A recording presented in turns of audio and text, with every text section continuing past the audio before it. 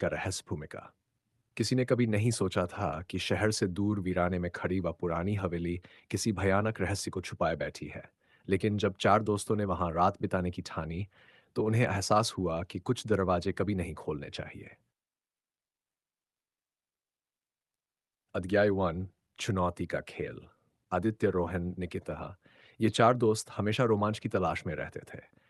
एक रात जब वे कैंप फायर के पास बैठे थे, निकिता ने कहा, चलो इस बार कुछ बड़ा करते हैं।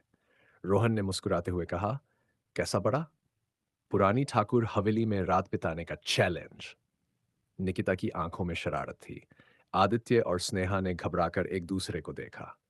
वो हवेली जिसके बारे में कहा जाता है कि वहां से जो गया वो वापस नहीं आया। लेकिन दोस्तों को ये महज एक अफवाह लगी। अगले दिन वे सभी टॉर्च और कैमरों से लैस होकर हवेली की ओर निकल पड़े। अध्याय 2। हवेली के दरवाजे जंग लगे थे।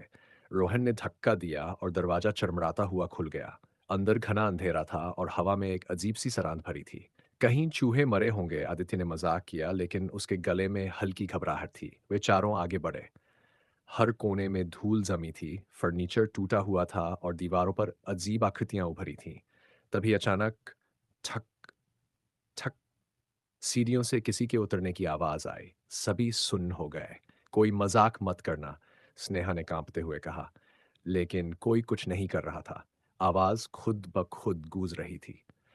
अध्याय। आदित्य ने टॉर्च घुमाई लेकिन वहां कोई नहीं था। तभी अचानक रोहन चिल्लाया, वो देखो!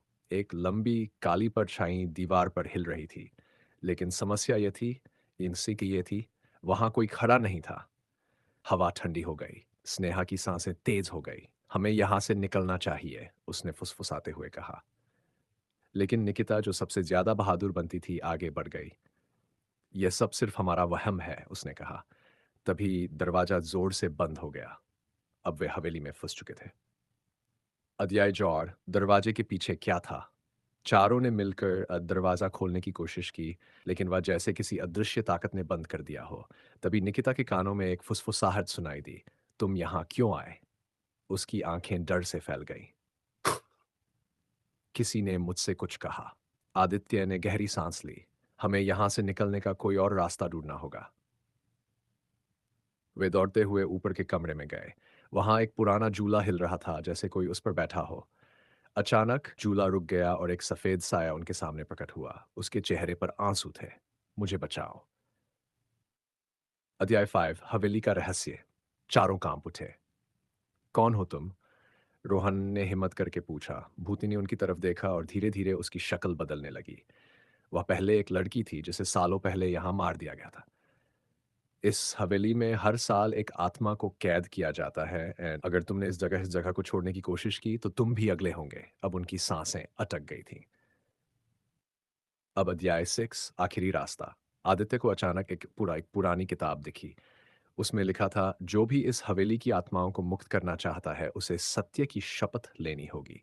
उन्होंने किताब के नियम पढ़े और प्रार्थना शुरू की। हवेली कांपने लगी, खिड़कियां टूटने लगीं और फिर एक तेज रोशनी फैल गई। भूतनी की चीख हवेली में गूंज उठी। मुझे मुक्ति मिल गई, लेकिन अगला शिकार कौन होगा? दरवाजा खुद ब खुद खुल गया और चारों जान बचाकर भागे। अध्याय 7। सुबह होते ही वे गांव के लोगों के पास गए और हवेली के बारे में बताया। गांव वालों ने कहा, अब वो हवेली हमेशा के लिए बंद रहेगी। और सच में, जब वे दोबारा वहां गए तो हवेली की जगह केवल राख पड़ी थी, लेकिन राख में किसी के पैर के निशान दिख रहे थे। क्या हवेली सच में नष्ट हुई थी या कोई अब भी वहां इंतजार कर रहा था?